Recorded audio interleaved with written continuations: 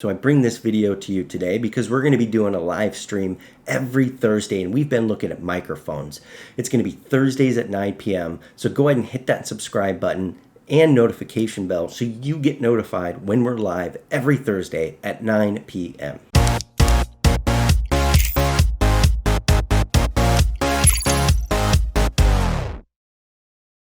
Okay, I'm going to jump right into it because today I'm covering a topic that I've done a lot of research on personally, and I don't normally do these videos for YouTube, but today we're going to be covering the Wave 3 from Elgato and a couple of reasons why I chose this over some of the current mics that I have and other options out there. So like I said, this is going to be pretty no nonsense. I want to dive into why I chose this over some of the other options out there. And as we know with Elgato, everything they do is good quality, at least for a good cost, right? We're not talking thousands of dollars for a microphone, but we're talking something that can be utilized by many people. And that's what stood out to me about this microphone was the fact that it works for streamers, creators, podcasters, and pretty much just friendly conversation, maybe even business Zoom calls.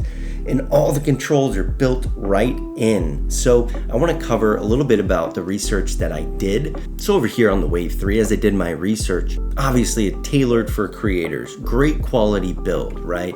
They do a great job marketing, and that's Elgato. You know, aside from having just the standards that a mic should have, steel grill, heavy duty desk stand, so on and so forth, one thing that really stood out to me was this control button. So in here I get three different controls: my mic volume or gain, right? My headset, my monitoring volume, and then my mix, my computer to microphone mix. So what does that mean? That means when I go to play some games or I play a video that I want to voice over or something I want to comment on, I'm able to adjust right here rather than in the stream on the microphone, the mix of computer volume to my microphone volume. And that's huge because I don't have a big crew, and a lot of us out there may not have a big crew to sit there and monitor our streams the whole time. So this is one of the best features that I could find, to be honest with you, out of any microphone out there, USB microphone that is. And aside from, everything that we can buy has this capability: cardioid mic, great construction, so on and so forth, great processor. Another thing and reason that I bought this, just so you guys know, you can't get accessories for every microphone out there. So when looking at products like this and the Blue Yeti, it's very important that they offer accessories like a shock mount, like a pop filter, like a swing arm, because those are things that you're going to need as you grow in order to have the proper audio recording that you need.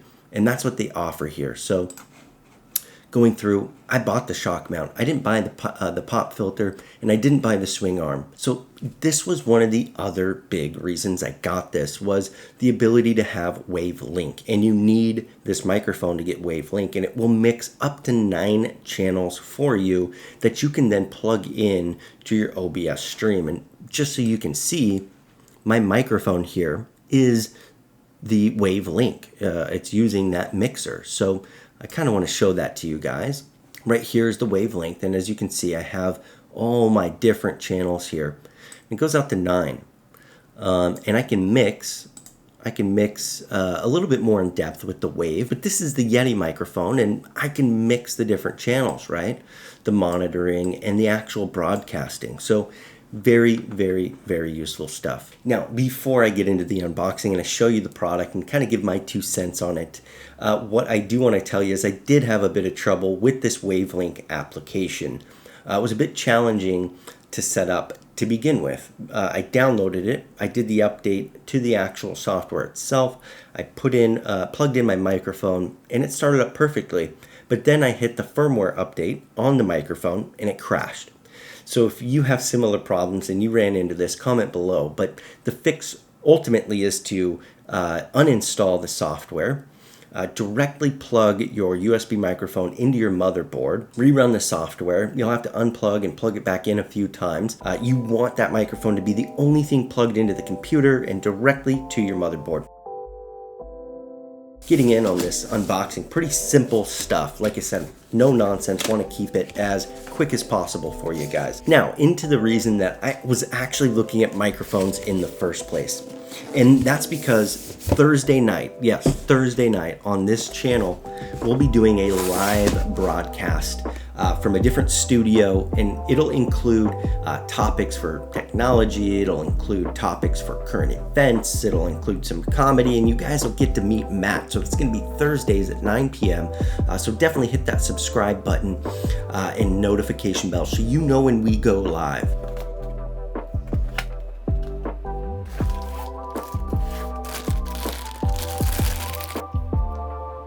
So like I said, I went ahead and got the shock mount, and I'm going to show you how to put it on.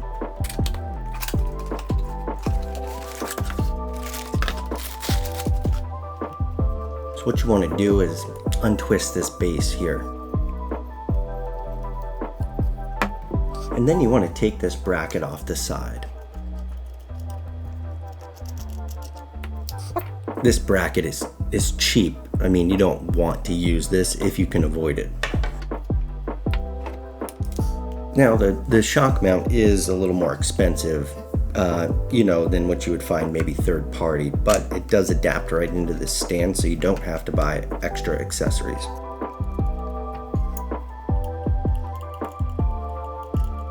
So the shock mount itself comes with your 1/4-inch thread adapter for this, so it'll fit on a regular mic stand and it will fit on this stand. So just look at the style of that though. With all the different microphones that you can buy, I just think the style of this fits. It's modern, it's current with today, it looks very good, and it doesn't feel cheap. It's pretty well built, so I'm pretty happy. Bam. Now there's a lot of pieces you can buy for this. You can get extension clips, you can get that swing arm, it can adapt to some of the lighting that Elgato has. They have a lot of different accessories that you can get for these, but this is kind of the starting point, something that, I was super interested in just to get started. Now the total cost here is about $180 per microphone using the shock mount and just grabbing the microphone itself. So definitely not cheap, but very well built. And to kind of prove my point here, I wanted to let you guys know I've actually been using this microphone this whole video.